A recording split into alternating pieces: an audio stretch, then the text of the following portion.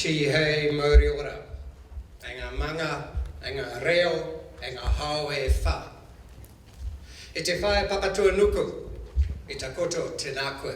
I te rangi nui, ka mihi, i tamatu tapu, mihi mai, mihi mai, mihi mai. It is polite in some cultures to greet the earth where we go to in a new place. So I've greeted in a Maori tradition the place of this conference and honor the ancestors amongst you. So it is not only honoring your family connections, but those who come before you. I've also honored the sky and everyone present, seeing you as leaders in your own field. This is traditional amongst Maori, the indigenous people of New Zealand, to speak this way. I am, as it's been said, I work as a clinical psychologist there, and today I will speak with various identities, some shamanic, some psychological, and the mix, I don't know where it will take us, but I hope we can today play a bit. And I would use the Sanskrit word of lila, which means to play, but it doesn't mean that we cannot be passionate, intense, ethical, have integrity, and use insight. But I might not take this too seriously about myself. So I wanted to today explore psychosis and culture and give a bit of a twist in regards to compassion. And what I'd like to do first is get an eagle's perspective to loosen us up a bit, and then we might go into some weird places. So let's see. I've lived on the lip of insanity, wanting to know reasons, knocking a door. It opens, and I've been knocking from the inside. This is what I've often found when working with psychosis, that the us and them is not something that always excludes me, but I find myself within the space of psychosis if I look at it through different lenses. And today we will look at one. This is a Persian mystic and poet of the 13th century who writes beautifully about these things.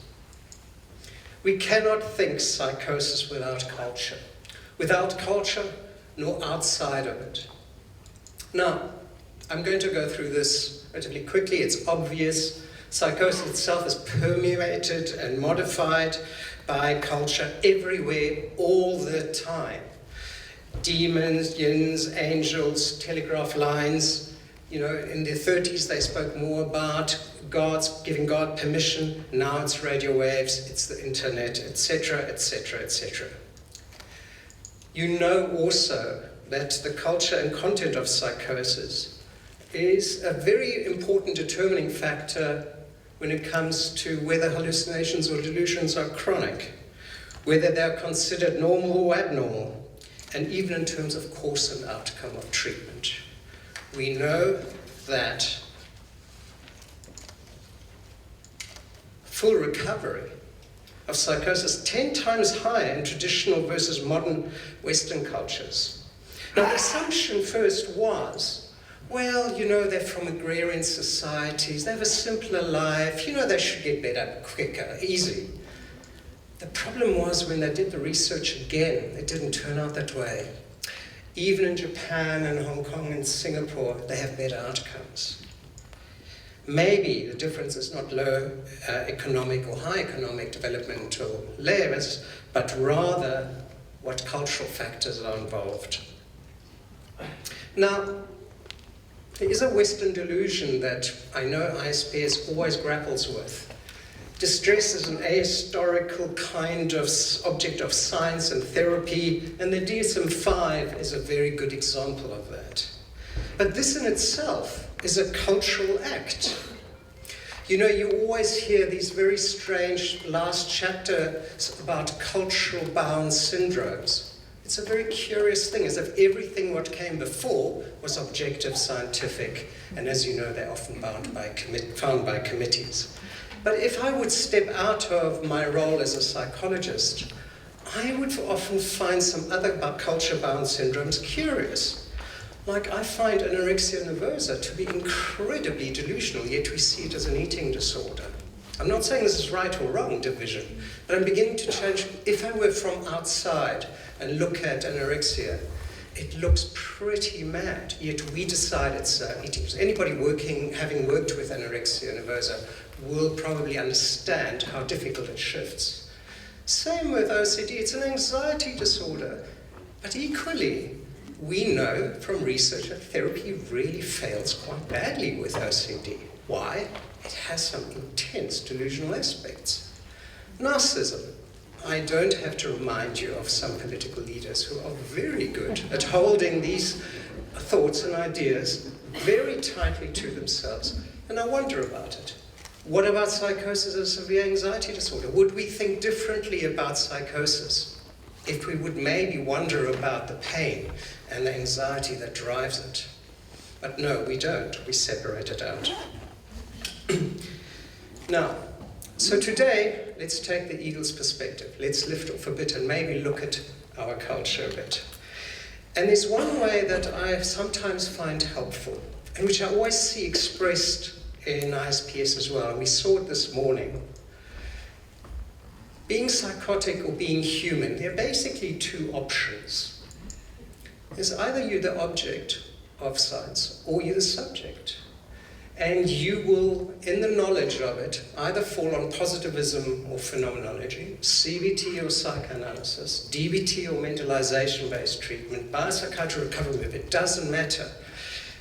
It doesn't mean that people can't bridge this. But I wanted to just share with you that I wonder whether our struggles that we have is because we position ourselves differently in our discourse. And because of that, it feels different what we do. And this, in the panel discussion about professionals and expert experiences, this battle plays itself out.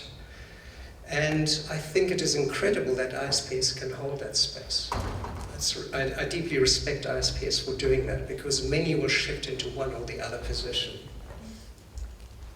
So for me, there's a bit of a dialectic or a focus that happens. So if you find in Western culture on psychosis, there is the huge emphasis on random controlled trials. And if you focus on the object of knowledge, then RCTs, random controlled trials, really are important, and they are worthwhile doing. You have notions of factory efficiencies in hospitals. Why? Because we are widgets. We learn from Toyota how to do that better.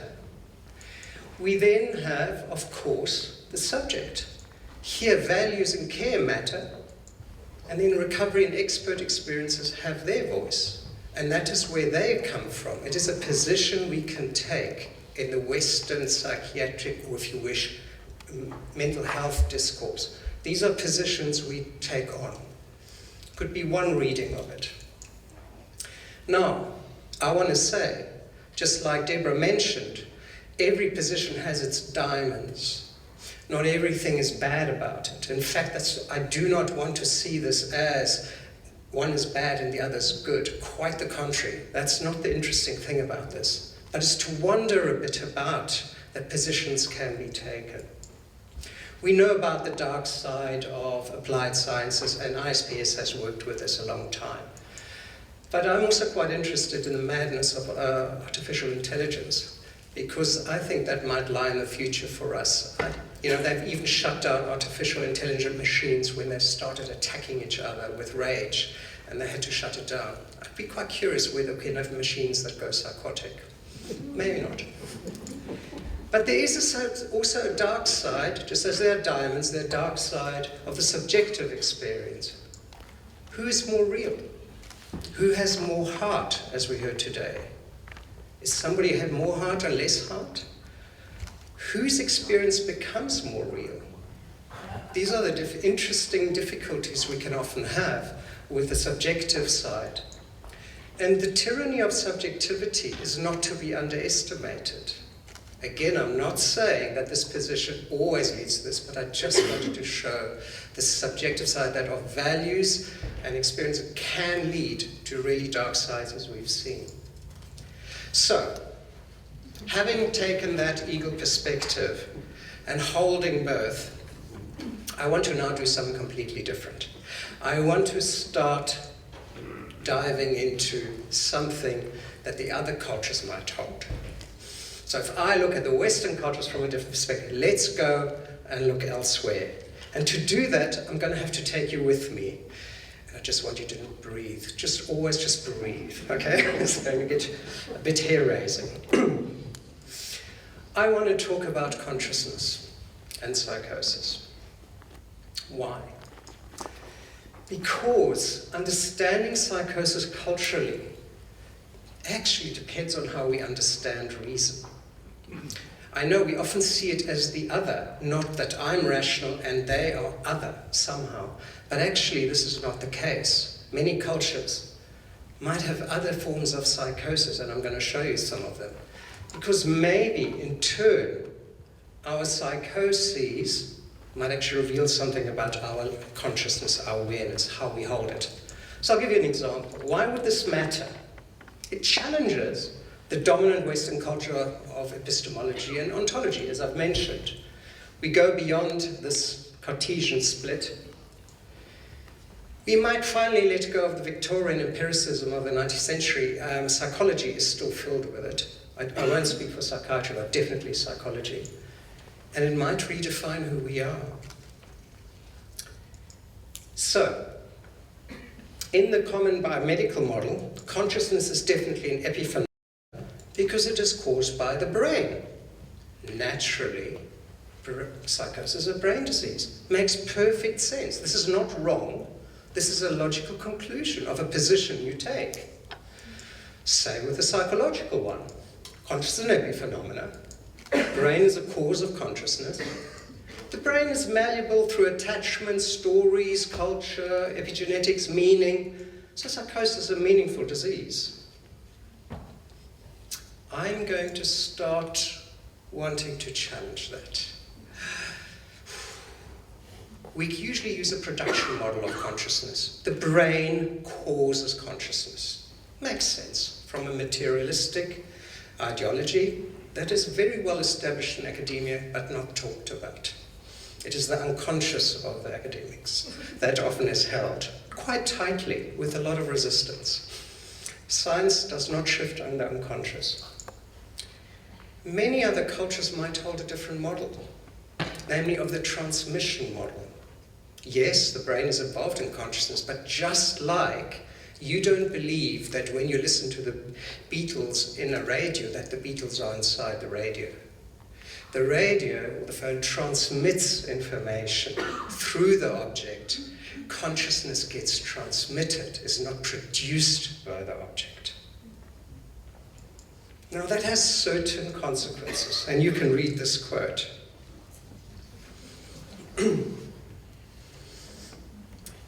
So, I just thought I'd bring in a nice professor so that it calms the nerves a bit. Cultural models have far more the notion, other cultural models that I've worked with, have far more the notion that the brain is not the cause or the originator of psychosis. And consciousness is non-local, is the term. In other words, consciousness is not only located in the brain or the body. It might even be outside of the body. And psychosis is a body, mind, spirit distress. So, in Western culture, there is something that's very evident. We value the waking state of consciousness. We value one state of consciousness, that's the waking. We do not value dreams, except the psychoanalytic version, but even there, it's trying to make it conscious. We don't value other altered states of consciousness. In other cultures, they have a more polyphasic view of the world. Now, this is very interesting, is when I talk often to psychoanalysts about lucid dreaming, very few know what that's about, although they work with dreams all the time. When I talk to shamans about it, they know exactly what they're talking about. Lucid dreaming is becoming conscious in your dream and starting to shift the dream. Freud made one little footnote in his book on the dreams, so he knew about it, but he didn't believe it was valuable. For many shamans it is, because it creates production of knowledge. So, if this is the case, that maybe other cultures value different states of consciousness that we find irrelevant or secondary, we begin to look at there are quite significant different approaches to consciousness and awareness of who we are. As I say here, 437 societies worldwide have trans-induced so-called auditory or visual hallucinations. It's in 89% of cultures. We are actually, the Western cultures, the minority. Now, such trance states are voluntary, experienced in a positive manner, and as part of a religious and kind of healing practices. And these can be associated with long training programs and high degree of expertise, which we're going to come to. So one way of thinking about psychosis is as an extreme state of consciousness, an altered state of consciousness. And let me take you through this. Just see it as a thought experiment. Just bear with me. You know that, and this is not rocket science, we know this, that spontaneous trances occur during severe stress and trauma. We know that also psychosis can be related to trauma. And here's the interesting thing, dissociative and so-called schizophrenic hallucinations, psychotic hallucinations, are actually quite difficult to distinguish. We have not done well on that. We don't know what is dissociative and psychotic. Voluntary dissociative or trance phenomena in many cultures produce so-called hallucinations, all within a specific cultural context, of course. So could the hypothesis be that the psychological process of voluntary determined trance states might be the same as the involuntary ones? Is psychosis an involuntary trance state? It could explain why psychosis is not a thing that always runs 24/7. We have moments, like we heard today, of non-psychotic parts and psychotic parts. It is a process rather than a thing or an object. It becomes also a capacity to strengthen us or to diminish it.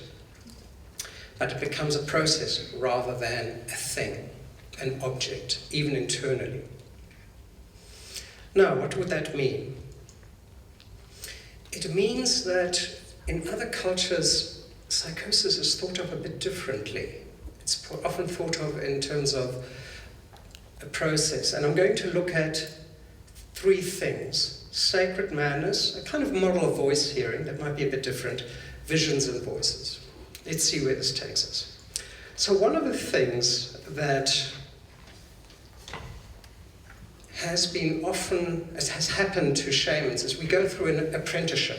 And this apprenticeship is usually one of great distress and can actually have psychotic features.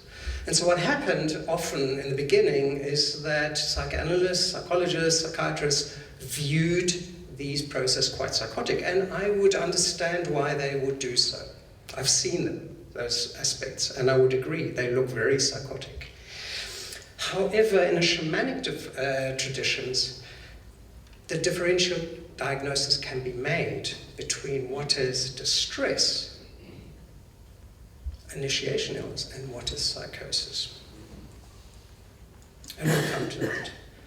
Now, I don't want to exclude many Western thinkers who have, of course, talked about this, and you will know them: the spiritual emergencies, the mystical state with psychotic features, and the hero's journey. So these are all thinkers that have wondered about this. Lukov, who himself as a psychologist had his own experiences, as you know, probably, has set up a model that I think is quite interesting in that it allows for overlaps. Different trance states will overlap and therefore give possibilities of experiences that we might share, but that are also different. And this is sometimes quite helpful to create a differential diagnosis. Sometimes. From my experience, it's not that easy. But it's a helpful model to sometimes hold in mind. So some of the distressing spiritual states that I've worked with are like the Kundalini awakening, which is often in the East, where people feel an intense energy kind of surging through their body. Qigong psychosis, that's where the qi through certain exercises sits in the head and is believed to actually create the psychosis. Ukutwasa is an initiation illness of a Zangoma. Mate Maori is the illnesses that Maori indigenous people of New Zealand struggle with. Mate Kite is when you see things that are very distressing for you and you're not sure how to take them. And Makutu is witchcraft, as the fear of being cursed. And again, I've worked with people with these conditions. And they are acknowledged in these cultures as painful, distressful processes that lead to maybe some resolution. Now, if we now consider that these are states of consciousness which we can shift into and out of, one way, of course, of looking at this is a continuum of voice hearing. So the first one, as we know quite well, the painful attacking voice of psychosis.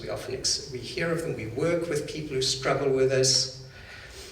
We also know that on this continuum, there are some who hear voices, and actually they're not a problem.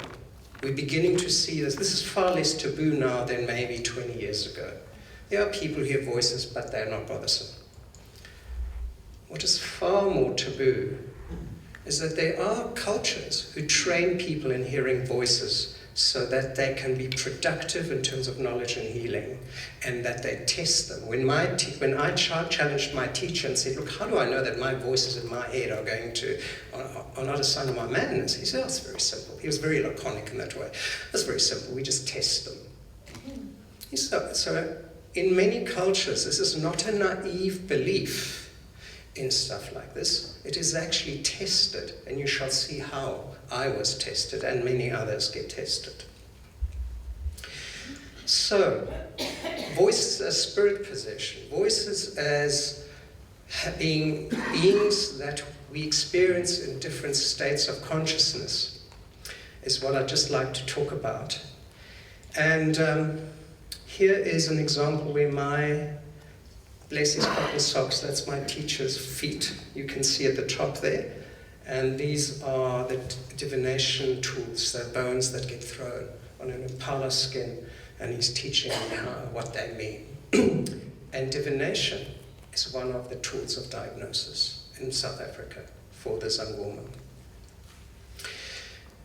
Now, for the Zangoma, the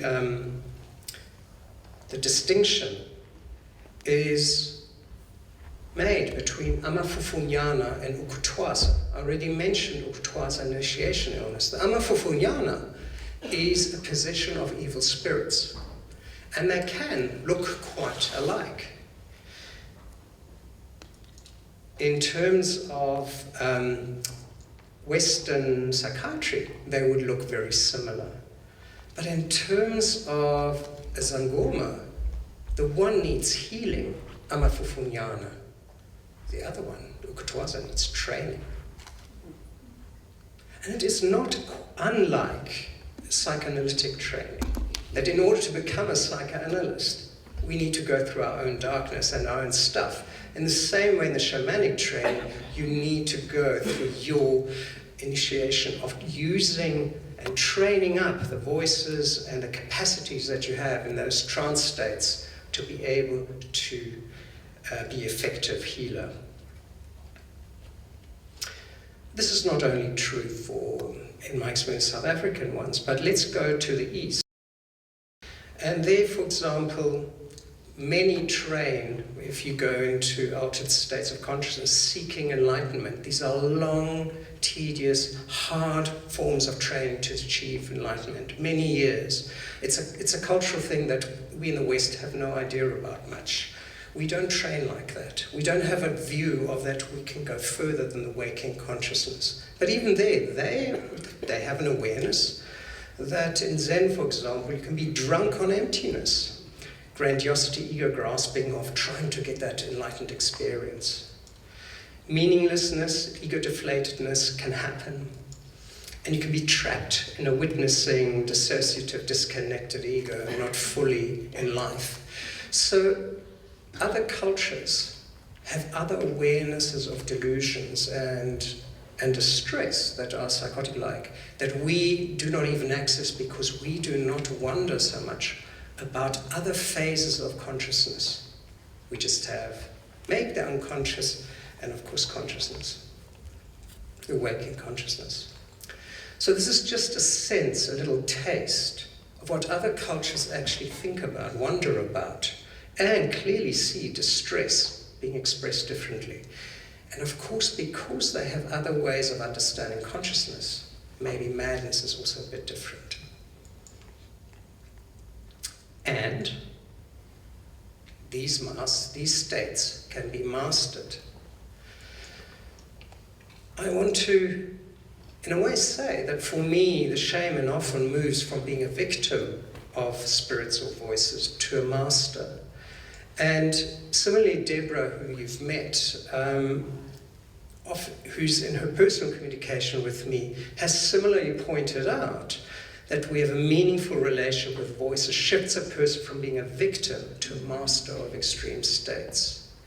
So there is this ability to wonder about these states. And it doesn't mean that once one has achieved that, one can't slide back and forth over this continuum. And the advantage for me about thinking of it like a continuum is that it allows also a bit more flexibility. So shamans are experts in consciousness. As I say, in terms of altered states. In order to make this a bit clearer, many of us would not believe we could achieve Olympic capacities as athletes. In a way, think of a shaman as having Olympic capacities in consciousness, because they train really hard to achieve them. And so they become expert experiencers, if you wish, of these altered states. Here's my teacher, Daniel Beloy, who is at the moment dancing at my graduation to honor the ancestors of the place. Here's me practicing my trance state and going into an altered state, because what the graduation meant, and I said to you we will be tested, is that you have to find an object that is hidden without knowing where it is, by entering an altered state, using your voices to find exactly where it is, and to be very specific about it. I'll tell you a bit more. I was utterly terrified, by the way, because if you fail, you won't become a Sangoma. And the chances of failure, in my view, were very high. My teacher believed in me more than I did, but it was terrifying. Now, here's the discernment that happens. So in fact, you cannot just rock up and say, oh, look, I know that I'm a shaman, let me just go and heal. You go through this training and then through a graduation, which is a test.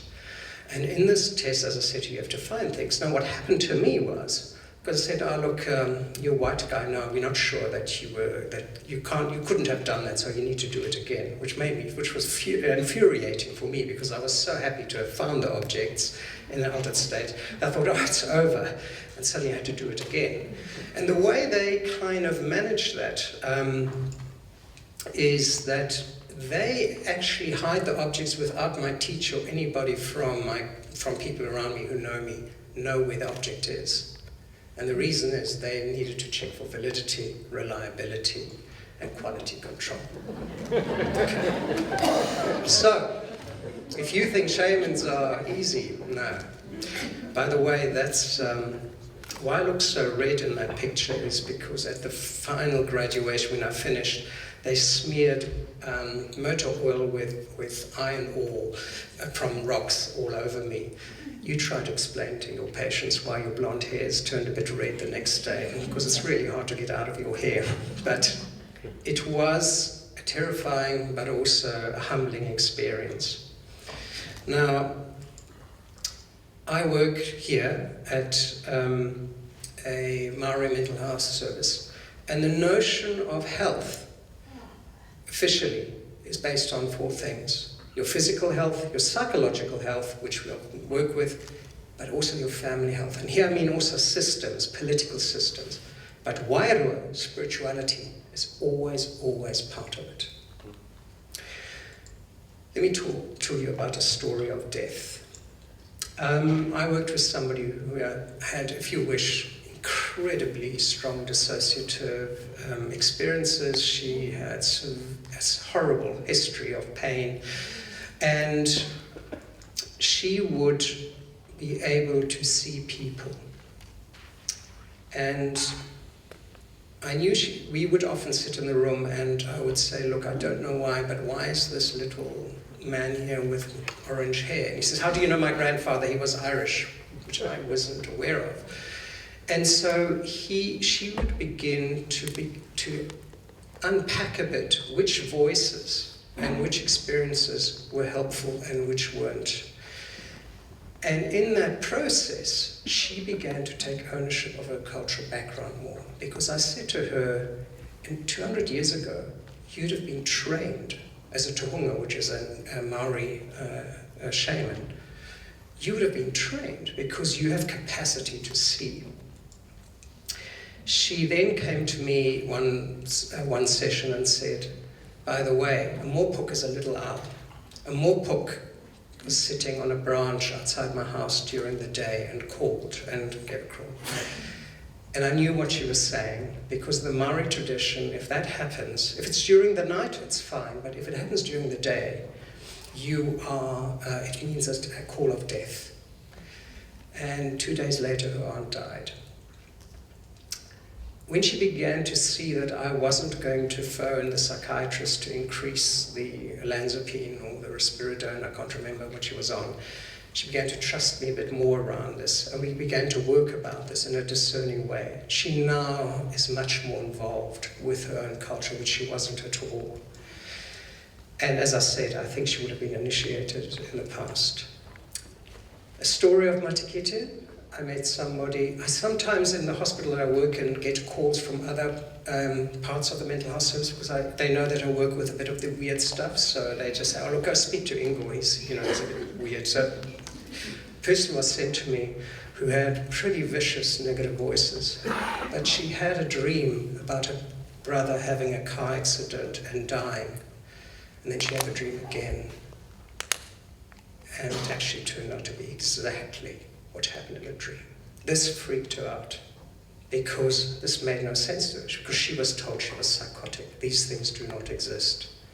And of course in the Western world they cannot, because consciousness is a brain product. But if consciousness is non-local, maybe. We would look then at what are the different voices, what qualities they bring about, and whether some of them, if you can stay discerning, might produce useful information and when not. And to use Deborah's example, if they're very powerful, just ask them to wash your dishes. If they can't, well, they're not very real. But mostly those voices that are different do not give you the power trip. So we looked at creating some kind of meaning. So the clinical relevance here for many people in other cultures is the difference between the mystic and the person with psychosis. The mystic knows who not to talk to. This is really important.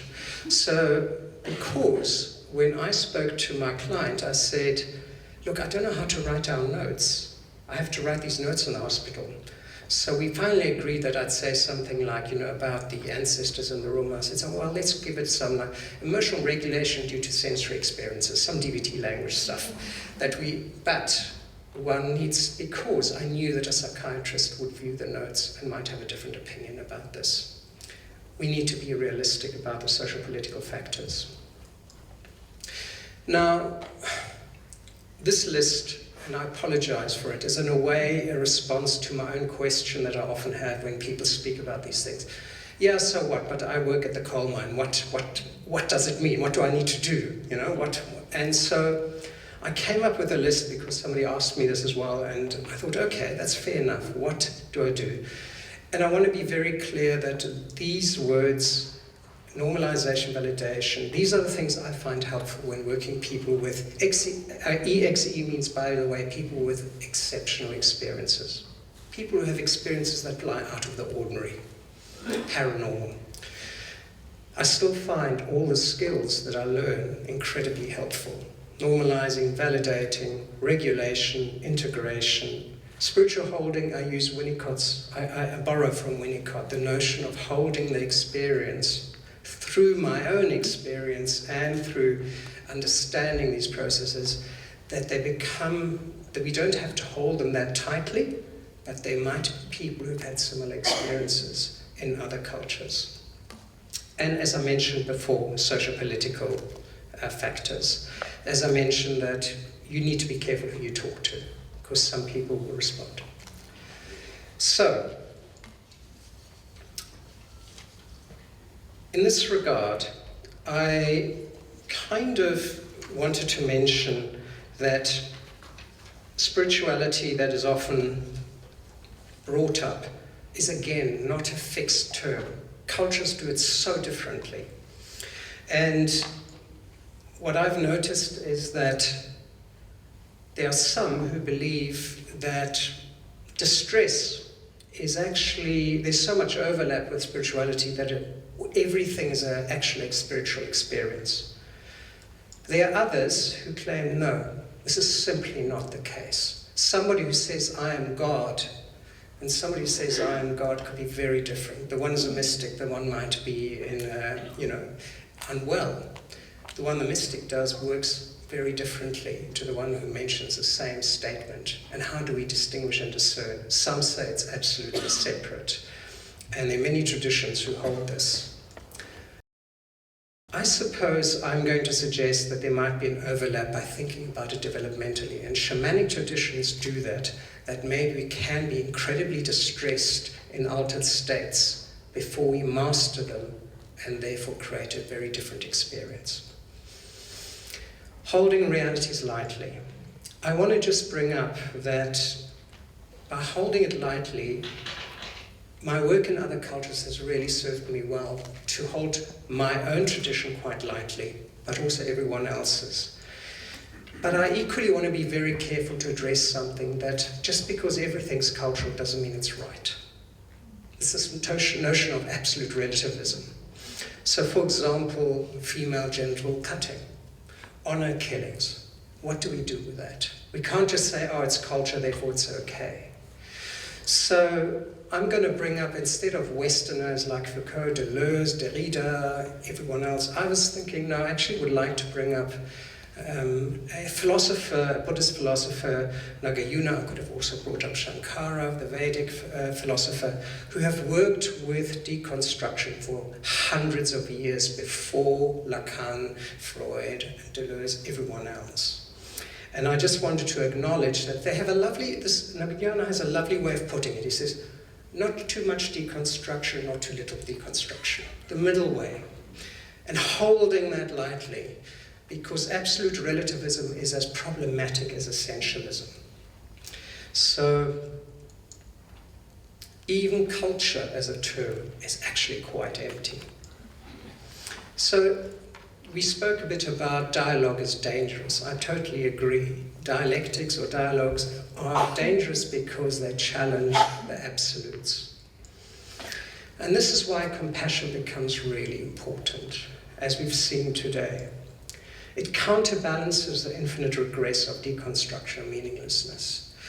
And that's what was so powerful also today to see in our discussion this morning in the panel.